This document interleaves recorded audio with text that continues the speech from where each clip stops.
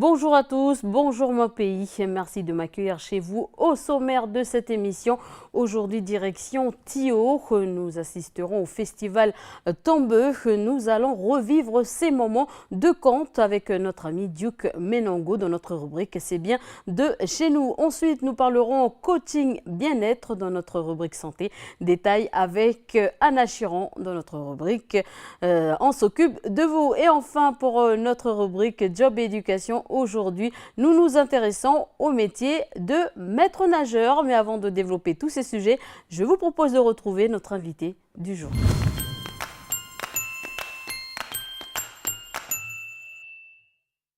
Alors, je reçois aujourd'hui Emmanuel Blanchard. Bonjour. Bonjour. Merci d'avoir accepté cette invitation. Donc, vous êtes le directeur régional de l'Association pour le droit à l'initiative économique de Nouvelle-Calédonie et de Wallis et Futuna. Mais bien sûr, on va parler quand même de la Nouvelle-Calédonie. Alors, vous avez donc effectué une assemblée régionale donc, cette semaine. Alors, quel est le bilan de l'année 2014 en termes de fréquentation, en termes de projets? Eh bien, il est excellent. Très simplement, depuis 15 ans que l'ADI est présent en Nouvelle-Calédonie, c'est notre meilleure année. Nous avons financé 750 clients sur l'année qui nous ont permis de créer 250 entreprises. Et c'est vrai que d'année en année, on croît, notre activité croît. Et cette année, on a, par rapport à 2013, en termes de production, plus 10%, ce qui est un très bon chiffre. Et on est à la fin d'un plan stratégique qui a duré sur 2012 à 2014, qui a notamment vu la restructuration de nos équipes. Et cette restructuration a permis effectivement d'atteindre des résultats très satisfaisants pour cette dernière année. Alors, quel est le secteur d'activité le plus fréquent, on va dire? Alors aujourd'hui, en fait, traditionnellement, l'ADI est très présent dans le secteur primaire, l'agriculture, la pêche, la production agricole. Et finalement, on s'aperçoit que ce secteur représente toujours en nombre la même quantité. Mais à côté de ça, avec le développement des pôles urbains dans le nord notamment, on s'aperçoit qu'on a de plus en plus de micro-projets induits dans le secteur tertiaire, donc le secteur des services et du transport, qui aujourd'hui représente quasiment 60% de notre activité et 25% pour le secteur primaire. Alors justement, vu les usines en Nouvelle-Calédonie, est-ce que ça joue un rôle important dans la création d'activités? Alors oui et non. En fait, nous nous sommes aperçus avec les créations des deux usines, celle du Sud et celle du Nord, qu'au moment de la construction de l'usine, ça faisait un appel d'air et donc les gens motivés, dynamiques, diplômés partaient travailler à l'usine. Et donc, en termes de micro-projets, on avait beaucoup moins de micro-projets sur les zones. Par contre, maintenant que les usines sont finies de construire, elles rentrent en production, on a donc des salariés et ces salariés sont demandeurs de services. Et donc, on crée ce qu'on appelle les micro-projets induits et on s'aperçoit notamment sur la zone VKP qu'on a une très forte croissance des demandeurs de micro-projets. Alors, en termes de création de projets, est-ce qu'il y a des projets plus coûteux que d'autres? Il y a des projets plus coûteux en termes de prêts. C'est-à-dire que l'ADI reste dans le secteur de la micro-activité. On prête jusqu'à 1,2 million maximum et en moyenne, on prête 500 000 francs sur 24 mois si j'arrondis les montants. Donc, on voit bien que même avec des montants faibles, on arrive à créer des entreprises et notamment aujourd'hui, presque 3/4 des clients de l'ADI n'ont pas de diplôme, n'ont pas le bac tout du moins. Et donc on voit que même sans diplôme, avec de la volonté et un petit peu d'argent, on peut créer une activité économique. Alors en termes de prêts, justement, quel est le bilan? Alors le bilan, il est plutôt, comme je le disais en introduction, plutôt favorable. On a effectivement aujourd'hui une belle croissance. Depuis la création de l'ADI en fin 99 en Calédonie, on a prêté pour plus de 6500 prêts pour plus de 3,5 milliards d'argent. Donc les petits ruisseaux font les grandes rivières. Et aujourd'hui, on est sur un rythme de croisière où chaque année, on va accompagner à peu près plus de 1000 personnes et on va financer 750 personnes, ce qui représente presque un demi-milliard, donc 500 millions de francs prêtés chaque année. Alors justement, vous parlez d'accompagnement. Quel est le suivi concrètement de ces projets, des gens qui viennent justement demander des prêts pour leurs projets? Alors, ce qui est important à l'ADI, c'est que vous allez sur place les voir, par exemple? Oui. Ce qui est important pour l'ADI, on ne fait pas que du microcrédit. On fait du microcrédit accompagné. Alors, vous pouvez me dire c'est de la sémantique, effectivement, mais effectivement, pour nous, c'est très important parce qu'on sait que l'accompagnement, c'est la réussite, c'est la source de la pérennisation de l'activité. Aujourd'hui, on a 75% des clients de l'ADI qui sont pérennes, donc qui sont toujours en activité au bout de 3 ans. Et ça, c'est l'accompagnement. Dans l'accompagnement, on va travailler sur tout l'aspect autour de l'entreprise. La plupart des clients qui viennent nous voir sont des gens qui sont doués, ils savent faire leur métier. Pour autant, ils ne sont pas forcément à l'aise avec la comptabilité, la gestion, le développement commercial, faire une facture, faire un devis. Et notre rôle avec nos bénévoles, c'est effectivement de les accompagner. En plus, nous avons des bureaux dans toute la Calédonie et dans les îles de l'Éoté, puisqu'on est présent à Pointe-d'Imier, à Koné, à Koumak, à la fois à Lifou, Marie-Ouvéa et à Nouméa. Et donc, on a vraiment une proximité par rapport à nos clients pour leur permettre de trouver près de chez eux la réponse à leurs questions. Et pour ceux qui n'arrivent pas au terme de leur projet, comment ça se passe? Alors, il y a deux possibilités. Il y a ceux, effectivement, pour qui, dès l'instruction, on s'aperçoit que le projet n'est pas bien dimensionné, n'est pas en adéquation avec leurs capacités. Et donc là, on leur dit non, en disant, voilà, ce n'est pas adapté. La réponse non est parfois la bonne solution pour les gens, pour pas qu'ils rentrent dans une création qui soit compliquée et qui les amène à un échec. Après, comme je disais, on a 75% de gens qui sont en activité, mais on a finalement 90% des gens à l'issue du prêt qui sont insérés économiquement. Donc des gens qui ont arrêté et qui ont redémarré sur un autre projet, soit retrouvé un emploi salarié. Et donc en fait, pour ces gens-là, on essaie toujours de les accompagner et de travailler sur ce qu'on appelle la capacité de rebond de la personne, savoir est-ce qu'elle va être capable de faire son microcrédit, son micro-projet, et si ça ne marche pas, qu'est-ce qu'elle pourra faire d'autre à côté. Et c'est souvent là-dessus d'ailleurs qu'on fixe notre décision pour pouvoir les accompagner. Alors avant de terminer sur les contacts, quelles sont les nouveautés justement après l'Assemblée régionale qui a eu lieu cette semaine? Alors les nouveautés, il n'y en a pas. L'ADI a pour vocation de développer et continuer effectivement à travailler. Une nouveauté, c'est finalement, on a un dispositif qui s'appelle Créa Jeune, qui était en phase test pendant 3 ans, dernier, je crois. qui a été démarré en 2012, mi-2012, et qui a vu sa phase de test se terminer fin 2014, avec l'appui notamment de la province sud. Et là, effectivement, on a trouvé que ce système fonctionnait bien. Il est destiné aux jeunes de 18 à 32 ans pour les aider à créer leur boîte. Et ce système marchant bien, on a décidé de pérenniser, de le structurer. Et on a même des demandes des provinces nord et des provinces îles pour imaginer une déclinaison de ce dispositif en province nord ou en province île. Donc on est en train de réfléchir aussi avec les structures pour voir comment on peut aussi donner au public de la province nord et de la province île accès à ce système de création. Alors nous arrivons au terme de cet entretien, numéro de téléphone pour justement donner des renseignements aux gens qui seraient intéressés. Très simplement, un numéro vert gratuit 05 05 55. Là, vous aurez une personne qui va écouter votre projet et qui pourra vous réorienter soit sur les conseillers, soit sur la brousse et les îles pour avoir une réponse près de chez vous. Voilà, donc Emmanuel Blanchard, merci d'avoir accepté cette invitation. C'est avec plaisir. Allez, on passe tout de suite à l'agenda du pays.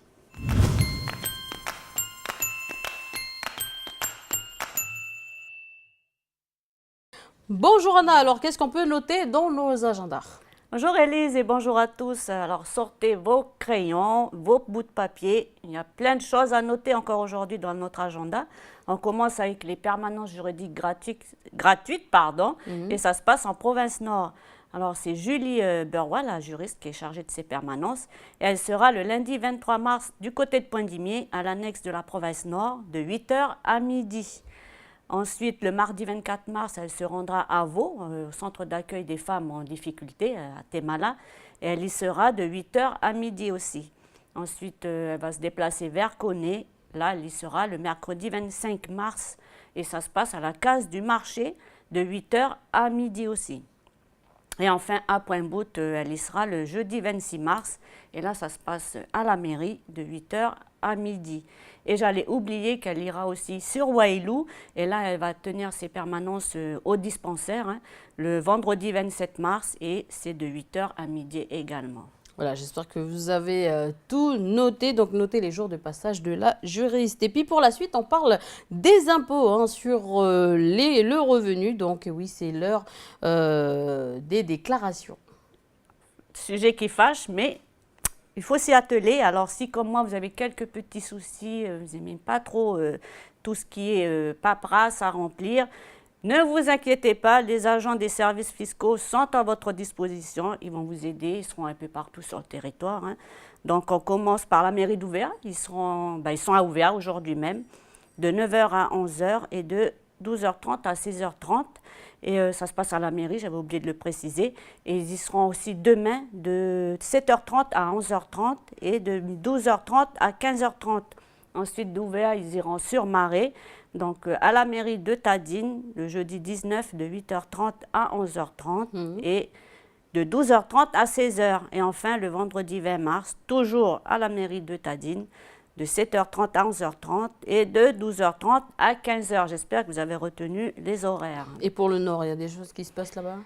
Les gens du Nord ne sont pas oubliés, puisqu'ils feront aussi une petite tournée dans le Nord. On commence par la permanence du côté d'Yengen. Alors, pour les concernés, les habitants des communes de Yengen et de Puebo, donc permanence à Yengen le 25 mars de 13 h à 16 h. Et à Poindimié, cette fois pour les habitants des communes de Poindimié et de Tours, le 26 mars de 8 h à 11h30 et de 13 h à 16 h. Et pour la suite, on s'intéresse à la semaine de la francophonie du côté de la médiathèque, du Nord. Alors, la médiathèque de Poindimié, Élise, qui a dédié cette semaine à la francophonie et qui, du coup, elle propose beaucoup d'animations cette semaine autour de ce thème. Les matinées sont réservées en général aux scolaires avec des animations spécialement pour nos petits bambins.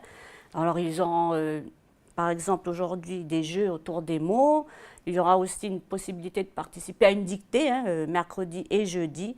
Et par contre, en soirée, là, c'est ouvert à tous, tout public, à partir de 18 h. Alors, beaucoup d'animations seront proposées aussi le soir. Alors, par exemple, aujourd'hui, il y a une projection de film qui est prévue. Jeudi, il y aura une dictée aussi, donc pour les adultes. Dictée suivie d'un cocktail, après l'effort, le réconfort.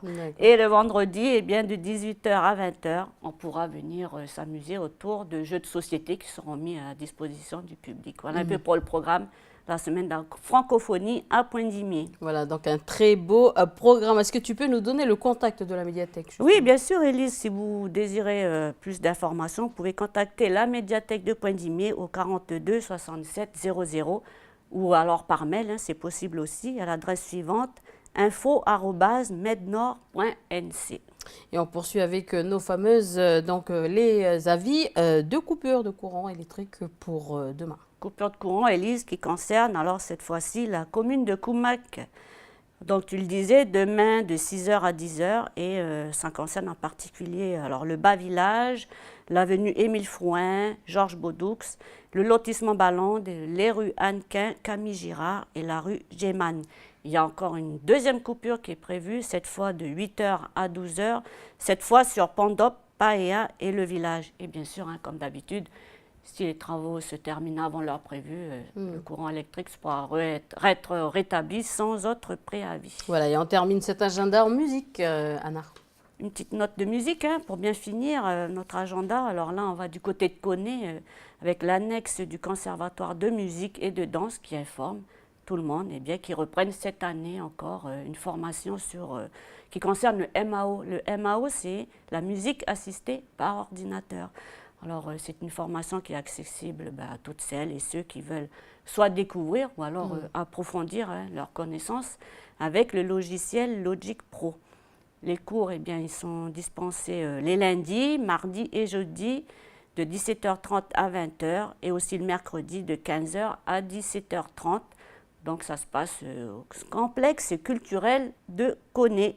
Si ça vous intéresse, vous voulez, vous inscrire ou alors avoir plus d'infos, vous pouvez les contacter au 47 30 33. Merci Anna, et puis on te retrouve tout à l'heure pour ta rubrique On s'occupe de vous. À tout à l'heure. Quant à moi, j'accueille Duke Menango pour notre rubrique C'est bien de chez nous.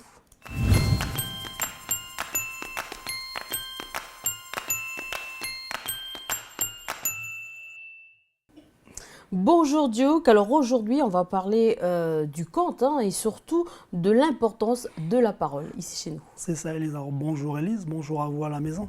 Alors Élise, aujourd'hui, la science, l'évolution, les progrès techniques, l'humain en gros, on va dire ça comme ça, l'humain a porté la communication à un niveau qui était il y a quelques années, un niveau qui ne pouvait être que rêvé.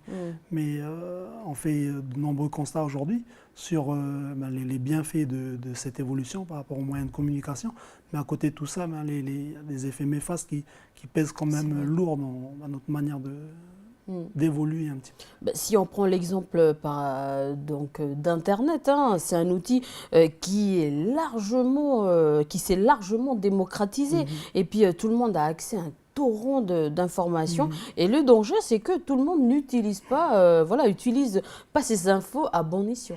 C'est vrai, Lisa, tout le monde n'utilise pas ces infos à bon escient et tout le monde ne digère pas ces infos comme comme il le faudrait, ou C'est on ne digère pas les informations de la même manière. Je pense notamment aux enfants qui sont un constamment public sur Internet. constamment et de plus en plus sur Internet, et c'est un public à protéger, parce que Internet, malgré tous les bienfaits qu'on en retire, et ben, il y a, à côté de ça, Internet, c'est quand même un tremplin pour des groupements extrémistes, des sectes, des pédophiles, tout ça.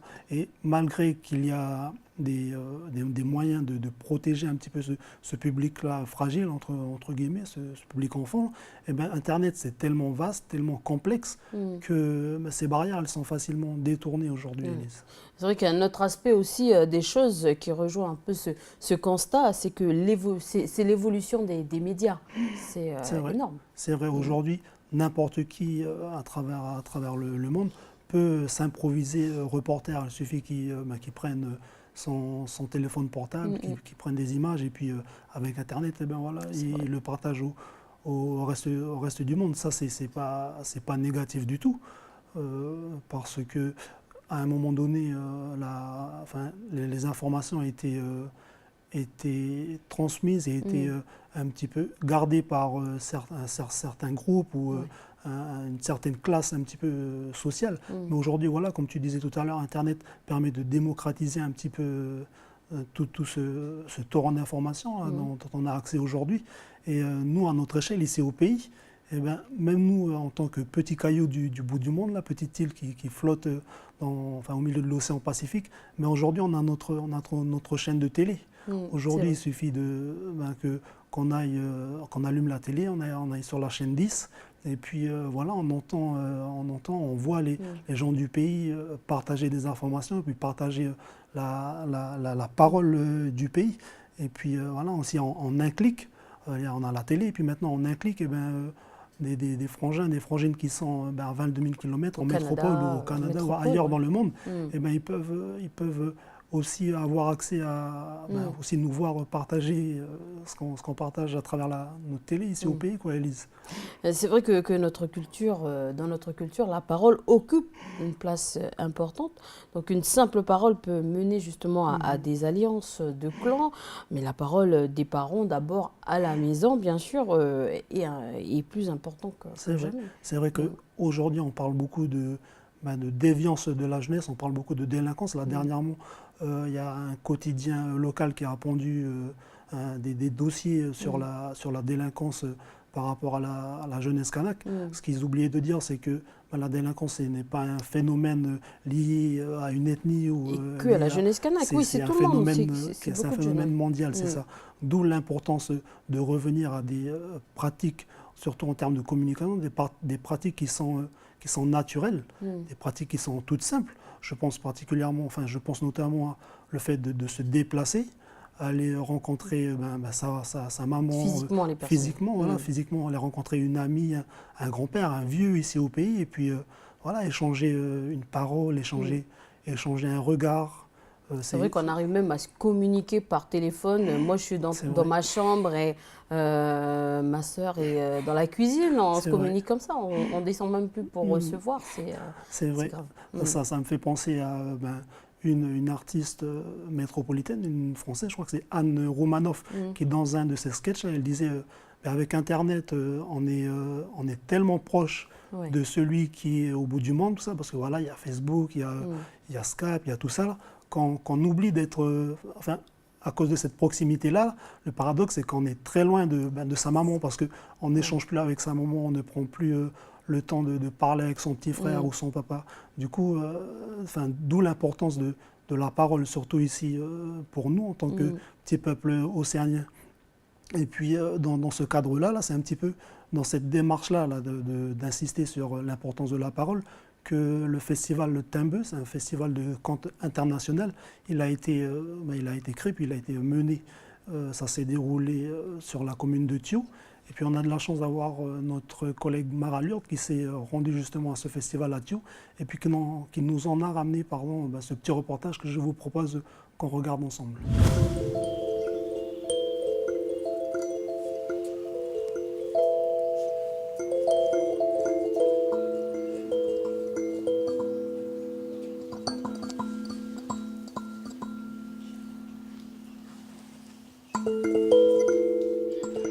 s'appelle Tembe. Qui sait ce que veut dire Tembe parmi vous là? Hein? Ça veut dire quoi Tembe? La parole, voilà. Donc en fait là on est venu juste pour vous donner quelques paroles. Donc on va vous demander d'ouvrir grand les oreilles et puis pour écouter ces paroles là. J'ai été nommé au service culture en tant qu'animateur, alors qu'au départ je venais du sport. Et on a initié des soirées contes.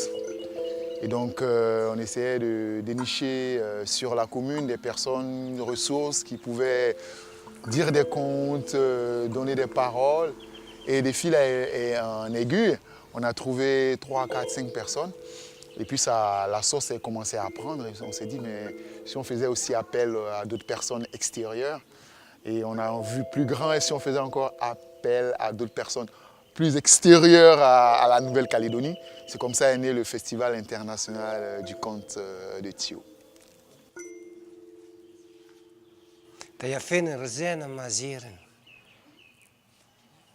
Tu sais ce que ça veut dire Amaziren? Amaziren dans ma langue berbère, la langue de mon grand-père et de mon arrière-grand-père. Amazir, tu sais ce que ça veut dire? Ça veut dire homme libre. Si tu marches sur le front de la liberté, tu n'as pas besoin de regarder tes pieds puisqu'ils sont déjà tracés. Mon cousin m'a raconté il y avait la coutume chez toi. Chez moi, la coutume, ça va être très simple, tu vas voir. Tu vas t'installer. Les femmes, elles vont préparer le thé à la menthe. Tu vas manger les gâteaux. Et après, tu vas pouvoir rester un jour. Tu vas pouvoir rester une semaine. Tu vas pouvoir rester un mois, un an, même une éternité. Il avait une petite barbe blanche comme ça, barbichette blanche, sur son cheval blanc. Il remontait le sentier bordé d'oliviers pour entrer dans la ferme. Il avait mis un banc. Si c'était bon, c'était pas bon. Alors tu avais tous les enfants, ouais! Hop, il sortait un bonbon de la poche, il mettait. Mathieu! Un petit Mathieu, viens! Je me rends compte que c'est bien plus que je ne croyais, parce que j'ai l'impression qu'ici, dans ce festival, il y a une chose que les gens n'oublient pas, c'est l'idée qu'on est là au service de la parole pour les autres. Donc de venir raconter dans un collège comme ça, passer presque 2 heures avec des élèves, d'aller en tribu à Saint-Pierre hier, c'est plonger dans un endroit de la Calédonie et qui, pour moi, a quelque chose de très, très authentique par rapport à la parole. Et ça, c'est un bonheur et une sorte de... Je dis souvent que quand on arrive sur des territoires comme ça, il y a une idée qu'on est une ONG à l'envers. Les ONG, en règle générale, elles viennent pour aider. Et elles repartent, elles apprennent des choses. Mais nous, c'est presque, on vient ici et on est en train de nous aider à garder des choses quand on repart dans nos contrées lointaines, dans le froid. Et on se dit, mais ce que les gens nous ont donné par leur gentillesse et par leur amour de la parole, il faut presque qu'on le réinvente dans nos Babylone à nous, européennes.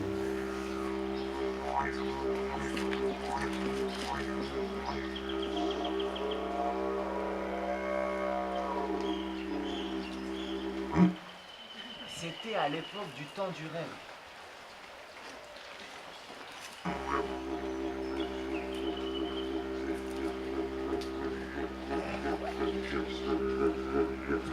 Les aborigènes, ils racontent qu'il y a longtemps,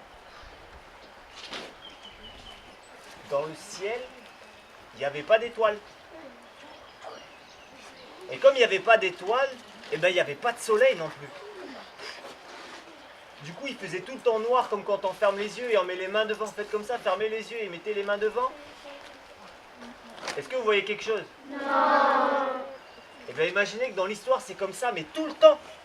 Oui. Ah vous, c'est un tas de... traversé le petit Cara pour venir vous conter l'histoire que le Bourrao les condamne. Et elle est partie pour traverser l'embouchure pour aller de l'autre côté.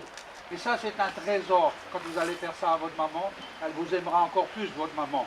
Alors, je continue. Dans le cadre du festival Tembe, festival de contes et de paroles de Tio, nous avons été solliciter les collèges et les écoles primaires afin qu'ils proposent des activités, des danses ou de la décoration pour le festival. On essaye de faire vivre le village en proposant des ateliers de coloriage. C'est un petit concours. Ce sont des dessins faits par un illustrateur fly. Et il y a aussi un atelier de tressage animé par les artistes de l'association Art Cho, les artistes de Tchou. Alors il ramasse plein de coquillages jusqu'à son sac, ça y est. Il est plein le sac. Et puis il commence à courber comme ça. Et puis il dit ça y est. Et la marée commence à monter.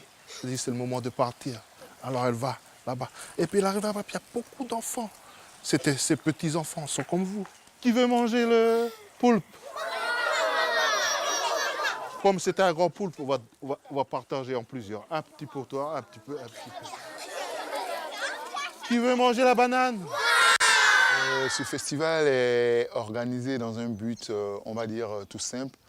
Dans un premier temps, c'est de faire de sorte que les gens se rencontrent déjà la population d'Ethio, se rencontre aussi la population de Nouvelle-Calédonie et se rencontre aussi la population du monde. Il ne faut pas oublier qu'aujourd'hui, nous sommes dans la mondialisation, dans la globalisation, donc tout le monde est appelé à se rencontrer. Et nous, on s'est dit, ça, ce serait peut-être de façon originale pour Thio, que les gens se rencontrent autour de la parole, autour du conte. Et d'où le nom Tembe qui veut dire en langue de Thio, en langue hangouré, la parole, tout simplement. Voilà, c'est l'intérêt. Et puis après sont venus d'autres enjeux là-dessus.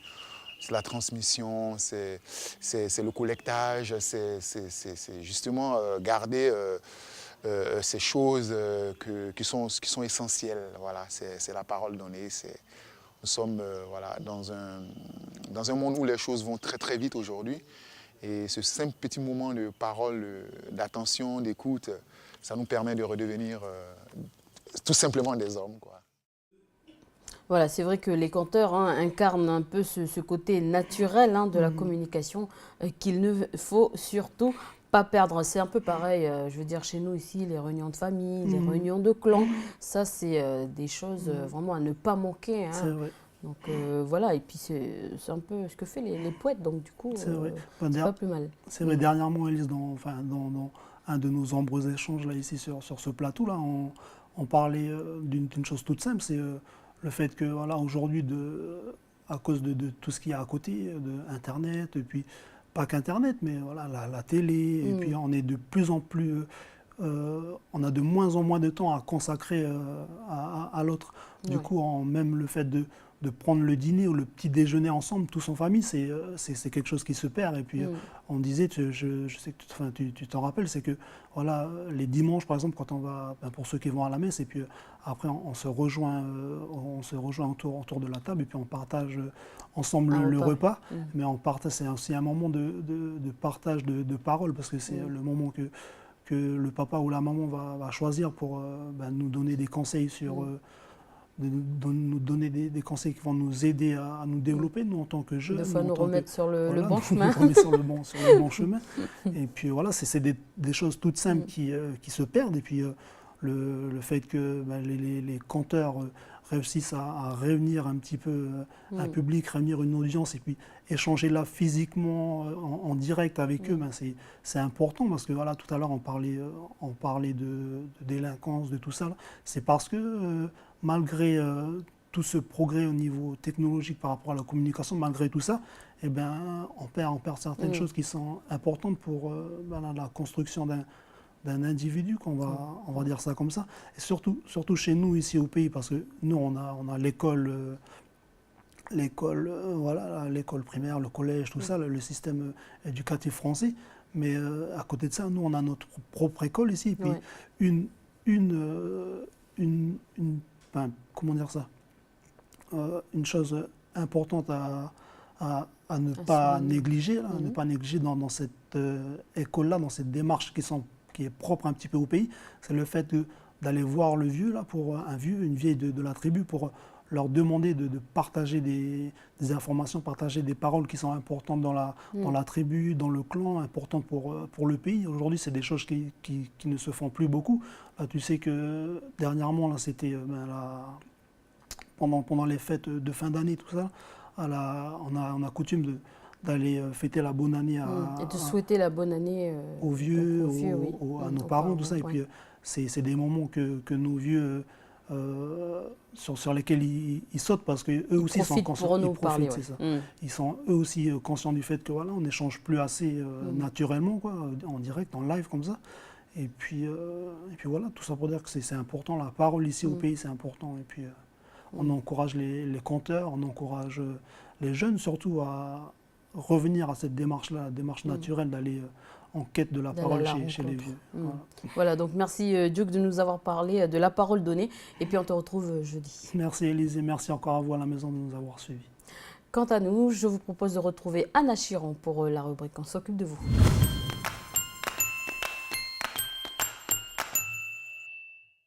Bonjour Anna, donc rebonjour plutôt. Aujourd'hui avec toi, nous parlerons bien-être et nous verrons notamment comment se passe une séance de coaching bien-être. Contente de te retrouver, Élise. Alors, bien-être, pourquoi bien-être? Eh bien, parce que on est tous à la recherche de ce bien-être. Surtout aujourd'hui, on vit à une époque, on est un peu tous à 100 à l'heure, on est stressé, il faut toujours jongler entre vie professionnelle, vie familiale. Voilà, du coup, eh bien, on se retrouve tous vite fatigués, stressés, énervés. Et puis, il faut le dire, même des fois, on est carrément dépassé par les événements. C'est bien vrai, je confirme ce que tu dis, Anna. Et puis, il existe heureusement plusieurs façons, moyens d'évacuer tout ce stress. Et d'ailleurs, nous avons pu voir avec toi quelques moyens, comme par exemple le massage. Oui, il y a eu divers massages qu'on a pu présenter. Et puis, justement, il faut essayer plusieurs stratégies pour trouver celle qui convient le mieux à sa personnalité. Et puis, une fois qu'on a trouvé, eh bien, on y reste fidèle. Je vais vous donner quelques petits exemples de plusieurs stratégies comme ça. Il y a entre autres la respiration abdominale profonde, la respiration musculaire progressive, la visualisation, je vais y arriver, ou alors le rêve éveillé dirigé, voilà, 2 noms pour la même chose, ou encore la méditation de pleine conscience, voilà, plusieurs choses pour aider à se déstresser. Et sinon, on peut faire du yoga. Tu peux aussi te mettre au yoga, Élise, je t'encourage d'ailleurs. Et puis, justement, en parlant de yoga, on peut faire un exercice qui combine la respiration à une grande concentration et ça peut aider justement à la réduction du stress et ça booste un peu la forme physique. Alors, les exercices, justement, eh bien, ça comprend le yoga, comme tu viens de me dire si bien, et aussi le tai chi. Bon, après, c'est plus facile à dire qu'à faire. On n'a pas toujours le temps et ni la motivation de le faire, d'ailleurs. Il faut se motiver. Et pour ceux qui ne sont pas trop motivés, justement, eh bien, il y a un coach qui est là pour booster tout ça, pour encourager. Et ce coach, eh bien, il s'adresse à ceux qui recherchent un mieux-être ou alors qui veulent donner un autre sens à leur existence, soit parce qu'ils arrivent à un tournant de leur vie, ou alors tout simplement parce qu'ils se sentent insatisfaits. C'est un peu comme un guide, en quelque sorte. Voilà, c'est à la fois un guide et aussi un accompagnateur. Le coach, eh bien, il est là pour écouter, questionner, orienter, offrir un regard objectif et puis surtout eh bien, pour aider la personne à rebondir. Et ça s'adresse à tout le monde? Ça s'adresse à tout le monde, aussi bien aux enfants, aux adolescents, aux adultes. Et justement, la séance qu'on a pu filmer, elle était adressée à des enfants de 4 à 12 ans. Et comment ça se passe une séance? Eh bien, en fait, il y a 2 parties. Alors, la première partie, c'est la préparation physique. Bon, il y a des jeux d'éveil, il y a des exercices de mouvement, il y a des étirements, des contractions, des décontractions. Et la deuxième partie, c'est véritablement la partie coaching, avec là plutôt des exercices sur la respiration, il y a des jeux de miroir, de visualisation, voilà, enfin plein de choses. Mais moi, je préfère laisser le soin à Duke Menongo, qui est allé filmer pour nous cette séance. Eh bien, moi, je te propose à vous de suivre le reportage. On regarde.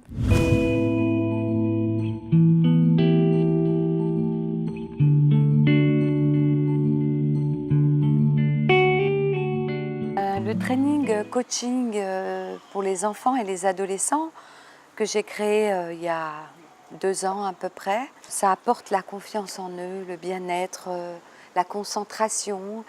Et je trouve que ce serait bien de le réaliser le mercredi, parce que le mercredi, c'est les jours où ils ont besoin de se détendre. Benoît et moi, nous sommes quelque part des accompagnateurs qui vont leur permettre de développer leurs possibilités, leur confiance en eux, leur permettre d'être en harmonie avec eux-mêmes, corps et esprit, et afin de lâcher prise à l'enfant ou à l'adolescent. Donc développer la confiance en eux, l'estime de soi, et puis qu'ils apprennent à se toucher, à se parler, et à parler, comme disait très bien Benoît, à parler de manière à pas crier, à se parler calmement. On oublie souvent de permettre à l'enfant de communiquer dans les écoles ou dans les quartiers. Les enfants, pour échanger, ils sont pratiquement obligés de passer par le crier. Voilà. Or, il suffit de parler distinctement, à voix haute et clairement articulée pour se faire comprendre.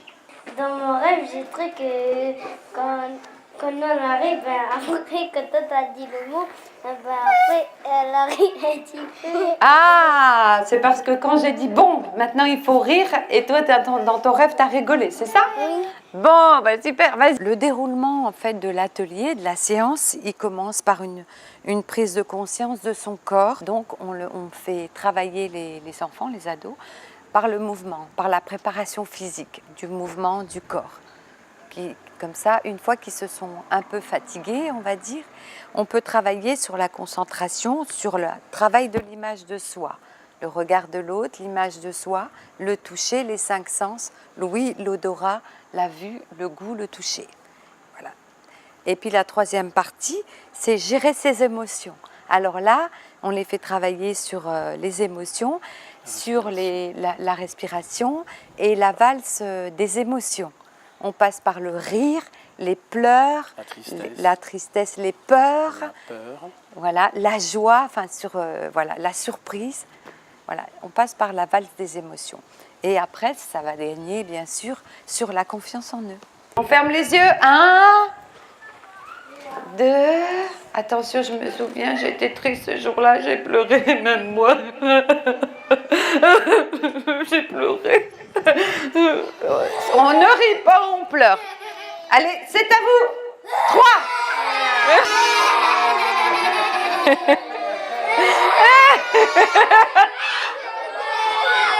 Tu t'es souvenu de quoi? Puisque Lizzie m'avait lancé 4 sauts dans la figure. Des seaux? Des seaux de quoi? En plastique. Et ça t'avait fait mal? Donc ça t'a fait pleurer? Oui. Bon, bah, en tout cas, merci. Hein. On s'est bien amusé. Puis, voilà. Et puis, on a fait aussi du sport. Et puis, on a marché un petit peu et puis on s'est endormi. On doit marcher en même temps, on doit respirer. Et puis se mettre droit et puis bien marcher. Et la 2e partie, ben, on enchaîne avec tout ça. En fait, c'est des petits jeux d'éveil. Hein. Des jeux d'éveil de corps, d'esprit. Voilà, les réveils du corps, d'esprit. La préparation physique. Mais la préparation physique, on la travaille équilibrée. On l'amène aussi à faire une entrée en lui-même ou entrée en elle-même, parce que les enfants, il y a des garçons et des filles, mais avec l'aide de la respiration. De la concentration. Ouais. Et puis, à la fin, on amène à rentrer en lui-même en amenant une histoire. De manière à ce qu'il puisse, avec son esprit, s'imaginer et se projeter à l'extérieur de lui-même. Quand on lui a raconté l'histoire de la montagne, il va se représenter sa montagne à lui. Quand on lui a raconté la lune et le lac, c'est sa lune à lui et son lac à lui. Mais qu'il l'a déjà vu avant et qu'il va projeter dans le futur. Et c'est ça qu'on essaie d'amener, c'est que mettre un lien entre lui, son intérieur, son imagination, son esprit. Tu vois cela comme un film qui se projette sur cette étendue déserte. Oh, les enfants, c'est le film de votre vie, votre nouvelle vie. La nuit s'achève, la lune disparaît peu à peu, laissant la place au soleil. Après, les enfants, ils ont leur place quand ils sont en groupe. Oui, Ils se oui, créent c'est ça. leur espace et c'est un espace de liberté tout en étant en groupe. Et c'est aussi la chose qui n'est pas facile, qui n'est pas évidente. Hein, parce qu'ils se sentent à l'aise plus ou moins chez eux, avec les parents, la famille et tout, mais quand ils sont ailleurs, donc c'est pour ça que du fait de les faire travailler sur leur façon de marcher, leur façon de se tenir et de voir, qu'ils voient la différence. Comment ils marchaient avant et puis comment ils voient leurs camarades, comment ils se déplacent, comment ils marchent. Ben là, quand ils vont être en groupe et en société, ils vont pouvoir se présenter, s'exprimer et naturellement, simplement, sans avoir de peur, de timidité et de se sentir inférieur face à l'adulte. Il y a des enfants qui ont peur de regarder l'adulte dans les yeux. Oui. Et ce genre d'exercice permettrait aux enfants de regarder l'adulte dans les yeux, à commencer par les parents. À commencer par les parents. Donner les la frères, confiance les en soi. sœurs. Ouais. On pense qu'avec la tête. On est l'intellect. L'enfant, il est trop dans l'intellect. On lui dit tu fais ci, tu fais ça, puis il n'y a que la tête qui fonctionne. Il oublie d'entendre son cœur respirer. Il oublie de ressentir son intérieur, sa santé, comment il fonctionne. Il n'a plus cette notion-là. Il vit à côté de lui-même. On ne lui apprend plus les valeurs saines, les valeurs naturelles. Vous allez vous approcher plus près. Et en t'approchant plus près, tu vois le visage, ton visage dans l'eau.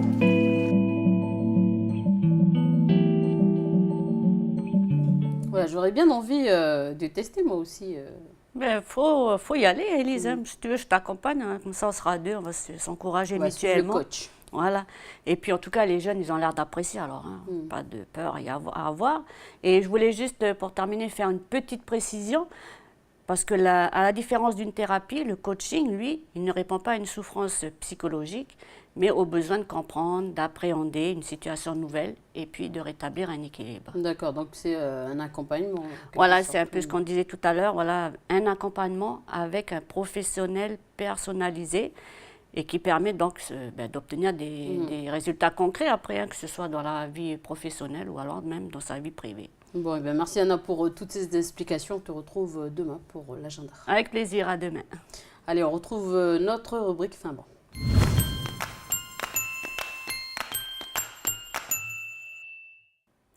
Pour vos journées chaudes, donc la solution serait de déguster une bonne salade et pour manger également moins lourd. Donc aujourd'hui, NCTV vous propose la recette de la salade aux chèvres. C'est tout de suite.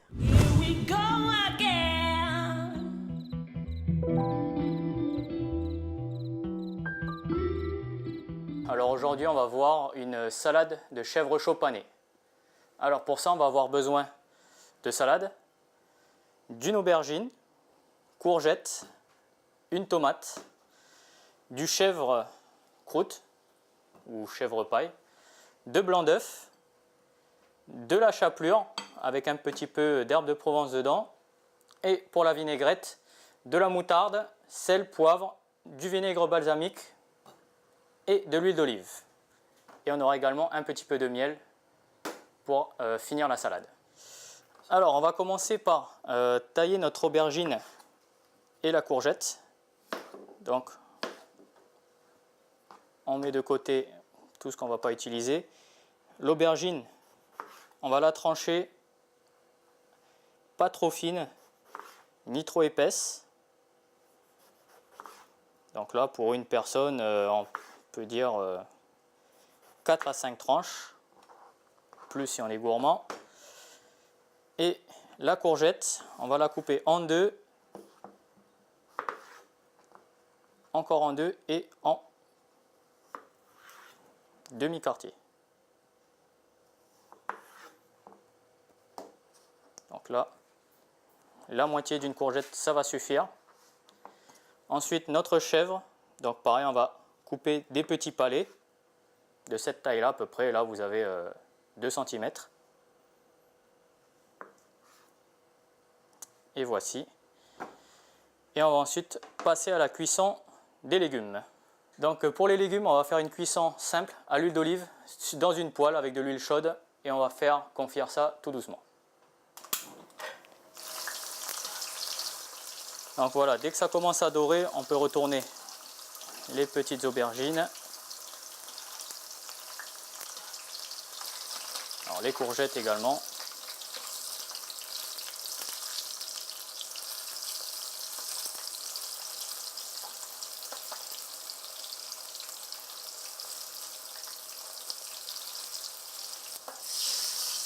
Alors voilà, dès que ça commence à être bien doré, on les met sur papier absorbant.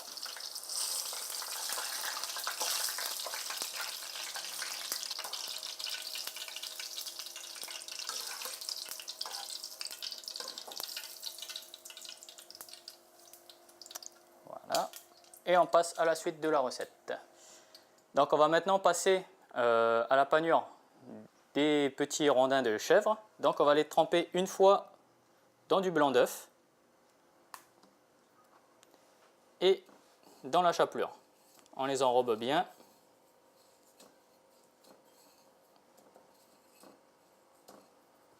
Et on renouvelle l'opération une deuxième fois.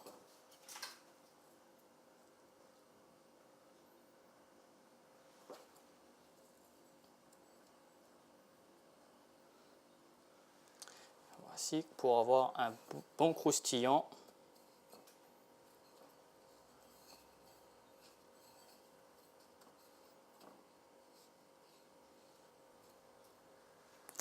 Voilà, comme ceci, on les réserve sur le coin d'une planche et on va passer à la découpe de la tomate. Donc on passe sur la tomate, on va couper une moitié, on va retirer la tête. Même procédé que pour les courgettes, des quartiers et encore la moitié d'un quartier.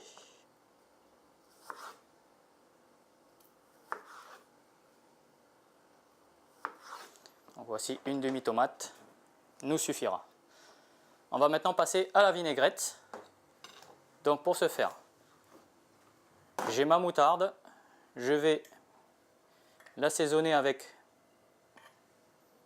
un peu de poivre et de sel que je vais mélanger. Je vais mettre mon vinaigre balsamique.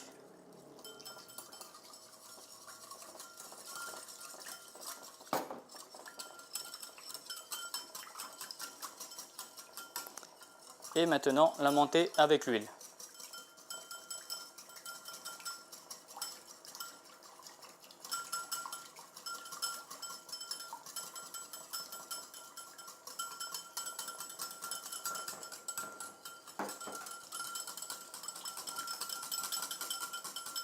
Et voici jusqu'à obtenir un mélange bien homogène. Voici. On va maintenant passer au dressage de la salade et juste avant la cuisson des petits palais de chèvre. Alors, une fois que notre huile est chaude, on va délicatement poser nos petits palais de chèvre dessus et les faire dorer entre 30 secondes et 1 minute, selon la puissance de votre feu. Alors, on n'oublie pas également de faire dorer le côté.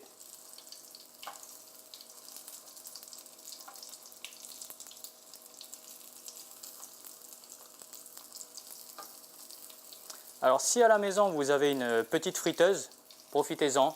C'est possible de les faire à la friteuse aussi. Ça va cuire, il n'y aura pas besoin de retourner.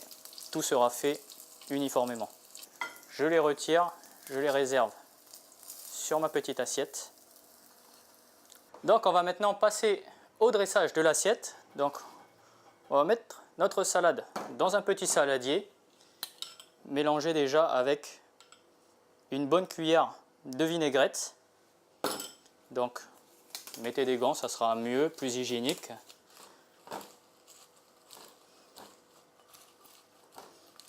Donc c'est déjà fait pour assaisonner la salade uniformément.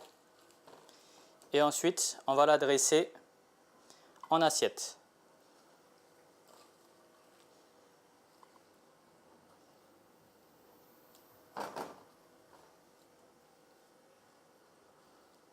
Comme ceci. Nos petites tomates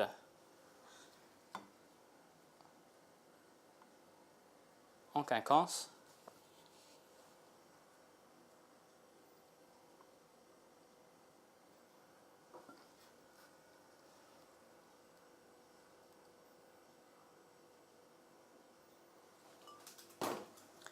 On va maintenant mettre nos petites tranches d'aubergine.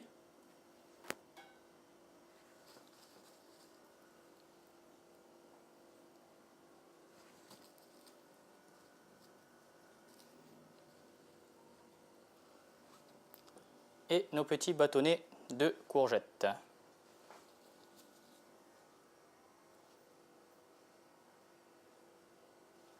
Comme ceci. Et on va maintenant, pour finir, poser nos petits palets de chèvre chaud et finir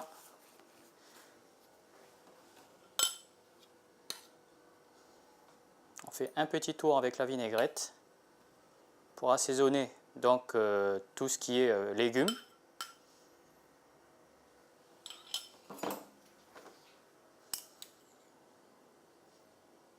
Et enfin, le miel par-dessus le tout.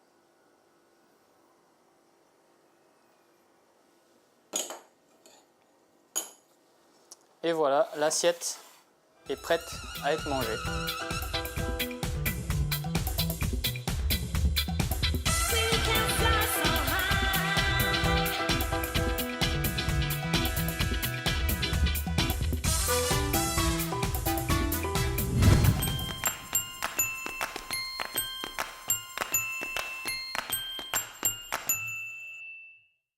Bonjour Marie-Hélène, aujourd'hui on s'intéresse à un métier, celui de maître nageur. Donc on parle peu de cette profession. Alors dis-nous, lorsqu'on est maître nageur, avec quel public est-on amené à travailler? Bonjour Élise et bonjour à vous chers téléspectateurs. Alors le maître nageur, comme il est amené, si tu veux, à travailler le plus souvent quand même dans une piscine municipale, eh ben, tu te doutes bien qu'il est amené à rencontrer plein de personnes différentes. Donc il est au contact voilà, d'enfants, de bébés aussi, parce qu'il y a les bébés nageurs, de personnes handicapées, d'adultes. Donc tu vois, franchement, voilà, dans son quotidien, il fréquente énormément de personnes de tout âge. Et aussi les personnes, je veux dire, en situation de handicap. Alors pour exercer justement ce métier, il vaut mieux être à l'aise avec, tout le monde, aimer le contact humain, comme tu l'as dit il y a 2 minutes. Surveiller plusieurs personnes à la fois est un challenge de tous les instants. Ah oui, ça c'est certain. Voilà pourquoi justement le métier de maître nageur ne s'improvise pas, tu te doutes bien, car la personne qui exerce, si tu veux, ce métier, elle peut être amenée donc, à sauver des vies.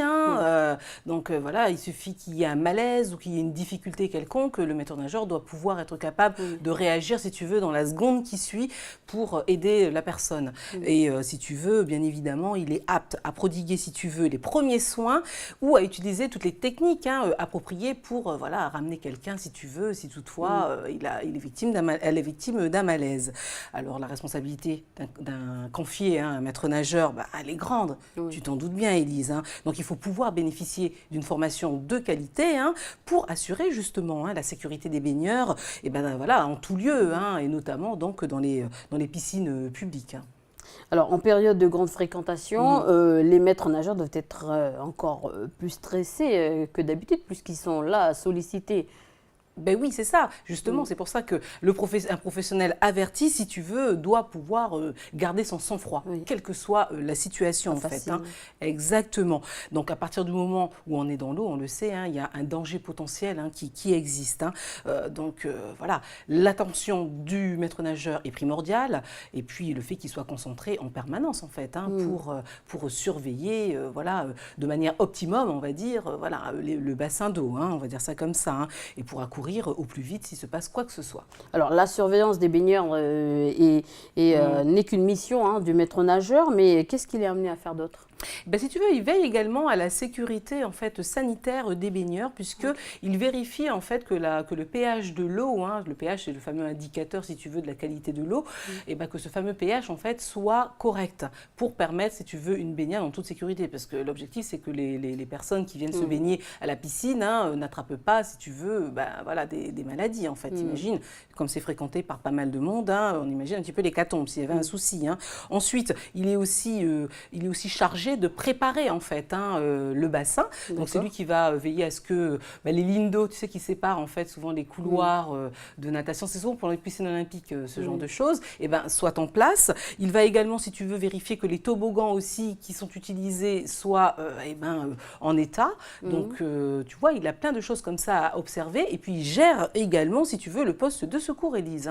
Alors, est-ce qu'on peut justement rappeler les différentes consignes à respecter?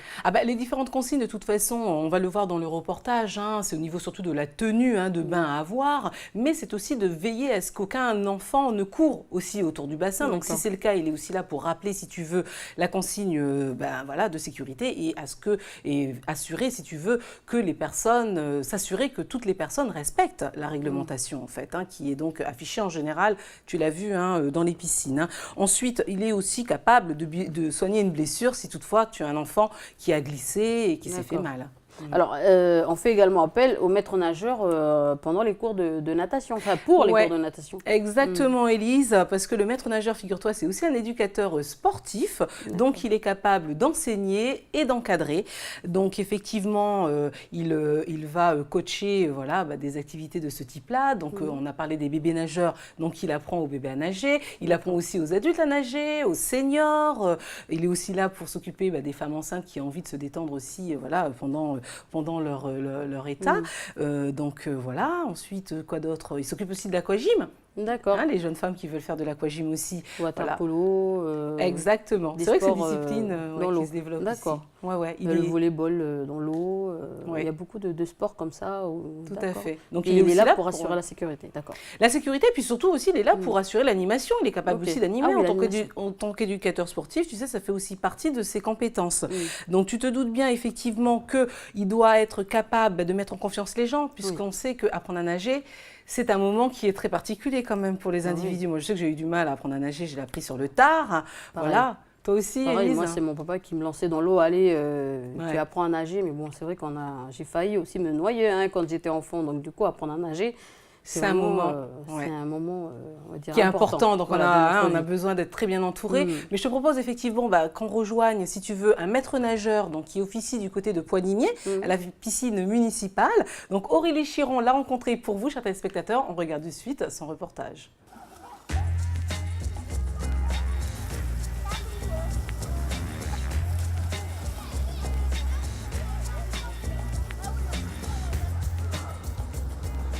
Le rôle d'un maître nageur, c'est de faire découvrir la natation, que ce soit aux enfants et aux adultes. Il faut une casquette, une paire de lunettes, savoir bien nager et toujours être attentif à ce qui se passe autour du bassin. Tout de suite repérer les individus qui sont susceptibles de se noyer, ça se remarque au comportement. Tout ça, c'est avec l'habitude où on arrive à repérer dans un groupe les non-nageurs des nageurs. Parce que vous avez des gens qui vont faire des apnées, même si c'est interdit, mais il faut toujours les avoir à l'œil. Avec l'habitude, on peut avoir 50 ou 60 personnes dans l'eau. L'idée, c'est, tant qu'on est en surface, c'est qu'on ait envie.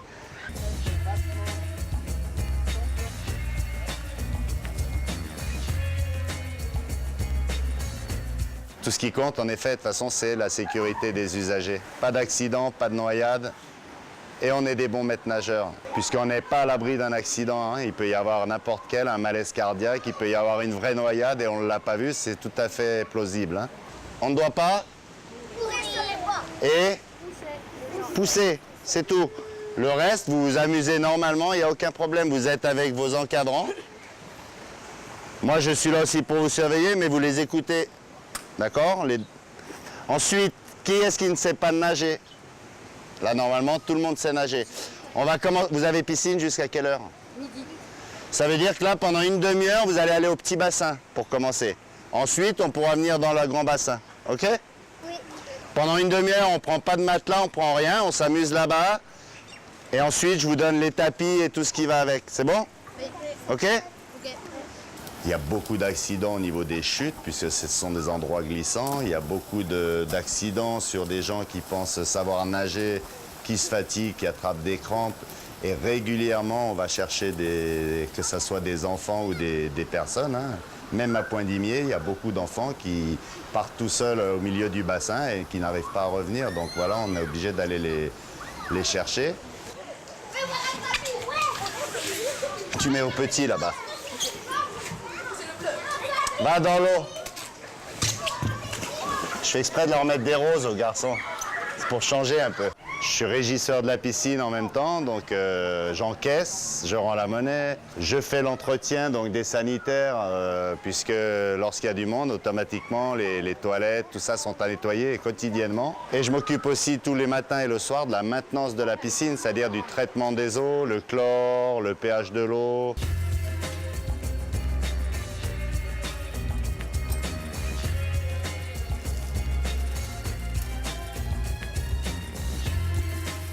Là, je suis en train de mettre ce qu'on appelle le chlore en galet. C'est de la javel en bloc pour désinfecter les bassins, en fait. Hein. Parce qu'il faut savoir que la piscine, on est obligé de faire une analyse mensuelle et on envoie ça sur l'Institut Pasteur. Ce qui fait que si on trouve des bactéries ou quoi que ce soit dans l'eau, la piscine doit fermer, en fait. C'est pour ça que l'hygiène dans une piscine et le port des affaires bien clean et tout ça, c'est vraiment important. Hein. C'est pas une rivière, on n'a pas de recyclage de flotte qui vient de la montagne et qui nettoie les criques et tout ça. Donc il y a beaucoup de travaux de maintenance. Ce que les gens ne voient pas, c'est le cœur de la piscine, c'est la salle des machines, c'est la base d'une piscine. Donc ça demande énormément d'entretien.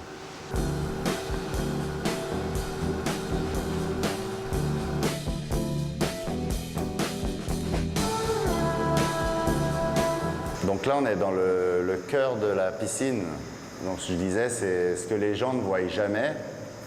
Et c'est là où tout se passe, toute la maintenance, toute la filtration de l'eau. Donc ce que vous voyez derrière moi, les gros cylindres bleus, sont des filtres remplis de sable en fait. Et ça permet de filtrer l'eau, de la désinfecter puisqu'on injecte des produits et après de renvoyer le tout dans les bassins en fait. Ces moteurs-là, par exemple, pour vous donner l'idée, recyclent 250 mètres cubes à l'heure. 250 millilitres d'eau passent dans ces pompes, vont dans les filtres et repartent dans les bassins, puisqu'on a des normes qui nous obligent à refiltrer l'eau de la piscine. Entre parenthèses, il y a 1 250 000 litres dans les bassins. 1200 mètres cubes qui doivent être recyclés en 4 heures, en gros.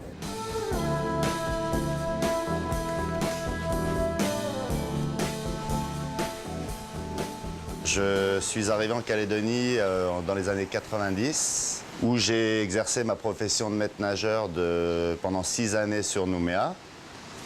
Et ensuite, par le biais d'une petite annonce, j'ai trouvé il y avait un poste de maître nageur sur la commune de Poindimier. Battement! Battement, bras de brasse! J'ai sauté sur l'occasion car ma femme vient de Poney-Réouin. Donc on s'est dit pourquoi pas tenter l'aventure dans le Nord.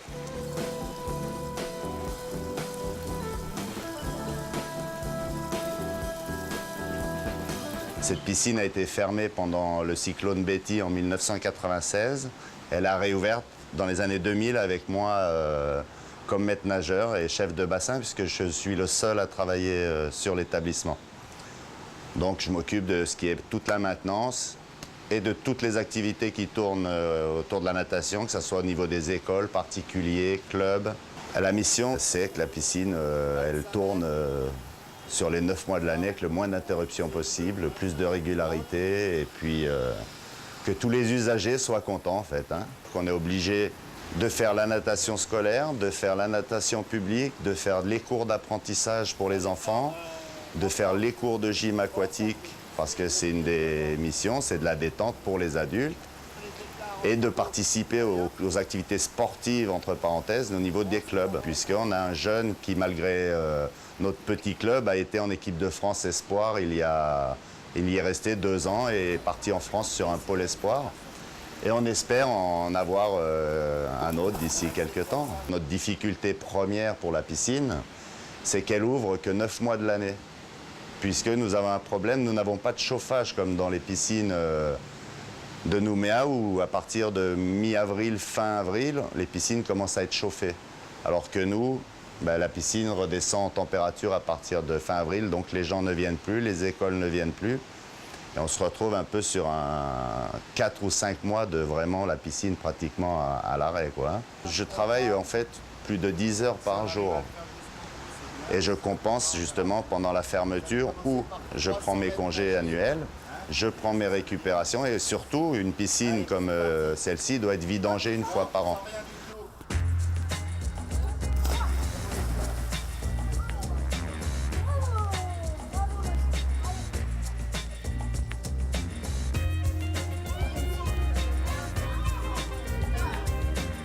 J'adore l'eau, je suis issu des montagnes, donc c'est curieux, hein? Moi je viens des Alpes en Haute-Savoie où il y a plutôt de la neige que de l'eau. Mais j'ai toujours aimé ce milieu et depuis tout petit je fais de la natation et j'ai toujours voulu être maître nageur. C'est une vocation, j'adore ce que je fais et j'aime bien apprendre à nager aux enfants. J'ai une grande satisfaction d'avoir un petit qui a 4 ans qui ne sait pas nager et au bout de 7, 8, 10 séances, le voir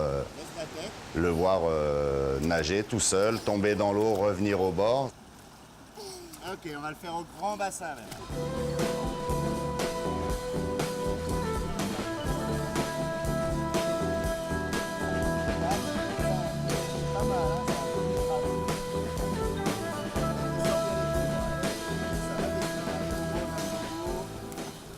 Je ne pense pas qu'il existe beaucoup de piscines où on puisse avoir un cadre de travail idyllique. La montagne ici, la mer à côté, c'est... Tous les matins, quand je viens au travail, je suis content. La tête en l'air. Voilà, donc veiller à la sécurité des baigneurs est un beau métier. Ensuite, c'est vrai qu'il faut être vigilant en permanence, avoir l'œil partout. Donc tout cela s'apprend. Et d'ailleurs, quelle formation justement suivre pour exercer ce métier ? Alors aujourd'hui, Élise, il faut que les personnes, enfin les maîtres nageurs soient titulaires d'un BPGEPS. Alors BPGEPS, pour expliquer un petit peu ce sigle à nos chers téléspectateurs, il s'agit donc du brevet professionnel jeunesse, éducation, populaire et sportif. Voilà, rien que ça, Élise. Et donc, il y a une petite spécialité, si tu veux, qui est donc prévue pour les maîtres nageurs. Il s'agit de la spécialité AAN pour activité aquatique et de natation. Donc, il y a également la possibilité, si tu veux, de plutôt choisir la voile ou bien le canoë-kayak, voilà, au moment de se former. Alors, est-ce que tout le monde peut postuler justement à une formation au brevet professionnel d'éducation ? Je n'arriverai pas à le dire en fait. Le BPGEPS, voilà, c'est ça. Oui, oui, mais tu as raison de le résumer comme ça. Donc, il faut être majeur et titulaire donc, du PSE1. Le PSE1, c'est le fameux le diplôme de premier secours en équipe de niveau 1 ou d'un autre diplôme que l'on désigne encore une fois par un sigle, désolé chers téléspectateurs, le fameux BNSSA pour brevet national de sécurité Élise et de sauvetage aquatique. Donc voilà, pour être sélectionné, il faut savoir quand même qu'il faudra effectuer une performance en natation. Il faudra également donc avoir un certain niveau quand même au niveau technique de sauvetage. Et puis, il y a des épreuves aussi de secours qu'il faudra passer. Alors, le BPGEPS est une formation courte ou longue ? Alors, c'est une formation qui dure quand même entre 2 et 3 ans. Elle est dispensée en fait par un organisme plutôt de formation. Et si tu veux, ce diplôme, il est géré par la direction de la jeunesse et des sports de la Nouvelle-Calédonie. Donc voilà, on peut se renseigner auprès d'eux si on veut avoir justement des renseignements. Et il faut savoir qu'au bout de 5 ans, les maîtres nageurs doivent en fait renouveler, réviser en tout cas les notions, si tu veux, de sécurité et de sauvetage. Parce que l'objectif, c'est d'être, si tu veux, au top en ce qui concerne les connaissances et puis les techniques de sauvetage. Donc, il s'agit d'un stage, si tu veux, de 3 jours où les titulaires donc, du diplôme révisent. Et donc, à l'issue de ces 3 jours, ils ont encore une fois un autre diplôme, Élise, voilà, qui s'appelle le certificat d'aptitude à l'exercice donc, de la profession. Et cela leur valide, si tu veux, leur nouvelle connaissance. Ça veut dire qu'ils sont aptes à nouveau à porter secours à une personne en difficulté. D'accord. Alors, dans ces métiers où la notion de sécurité est importante, il est normal de réviser justement ses connaissances, comme tu l'as dit, et savoir si on est apte à exercer. Alors, est-ce que ces formations sont organisées justement en ce moment ? Il semblerait qu'il n'y ait pas de formation en fait avant 2016-2017, mais un besoin a quand même été recensé, Élise. Il y a une dizaine de personnes normalement à former, donc restez à l'écoute, puisque effectivement, il va falloir poser candidature si on est intéressé. Alors pour se renseigner justement, Élise, on peut appeler la direction donc, de la jeunesse et des sports et contacter, donc demander plutôt le secrétariat de la formation. Le numéro étant le suivant, le 25 07 39. Alors, tout à l'heure, tu parlais justement du brevet national de sécurité et de sauvetage aquatique. Alors, quel poste peut-on occuper avec ce diplôme? Alors, on peut être en fait l'assistant d'un maître nageur, voilà, ou bien surveiller, si tu veux, des plages publiques ou même des piscines privées, Élise. Alors, est-ce que c'est possible de décrocher ce diplôme en Nouvelle-Calédonie? Oui, bien sûr. Il y a un organisme là également de formation qui dispense donc les savoirs. Il faut savoir que cet organisme-là est spécialisé en fait dans la protection civile. On voit vraiment que c'est un domaine qui est très très réglementé et donc toute personne donc est concernée par cette formation. Mais par contre, voilà, il faut être retenu. La formation est très très sélective. Donc, pour te donner un exemple, sur 100 personnes qui s'étaient présentées à la dernière session, 20 seulement ont été retenues, Élise. C'est très sélectif. Ah oui. Il faut savoir qu'il y a donc des tests bien évidemment à passer. Il faut avoir un bon niveau aussi en natation. Il faut être à l'aise en l'eau, tu te doutes bien. Et puis avoir une excellente condition physique. Et puis être titulaire du fameux brevet, diplôme de secours. Donc le premier secours, si tu veux, en équipe de niveau 1. D'accord. Alors quelles sont justement les qualités à avoir? Alors pour être un bon maître nageur, en plus de tout ce qu'on a déjà dit, il faut bien évidemment avoir une bonne vue, avoir une bonne audition également. Il faut aimer être utile aussi aux autres, parce que c'est quand même un métier où on est amené à être au contact permanent avec des personnes différentes. Il faut savoir garder son calme, on l'a vu, et ne pas être sensible, si tu veux, au stress. Il faut bien évidemment aussi pratiquer régulièrement une activité sportive pour être tout le temps en forme, puisque l'hygiène de vie aussi est importante pour avoir une qualité physique irréprochable. Alors, est-ce que le maître nageur peut travailler que dans une piscine municipale? Est-ce qu'il n'y a pas d'autre endroit où il peut justement exercer son métier? Si, Élise, c'est vrai qu'il peut travailler dans des hôtels, par exemple, ou bien dans un centre de remise en forme ou de rééducation. Il peut également, bien évidemment, travailler à domicile pour des cours, justement, de natation privée, pourquoi pas. Il peut être amené aussi à travailler sur une plage publique ou voir une plage privée s'il est sollicité par des particuliers.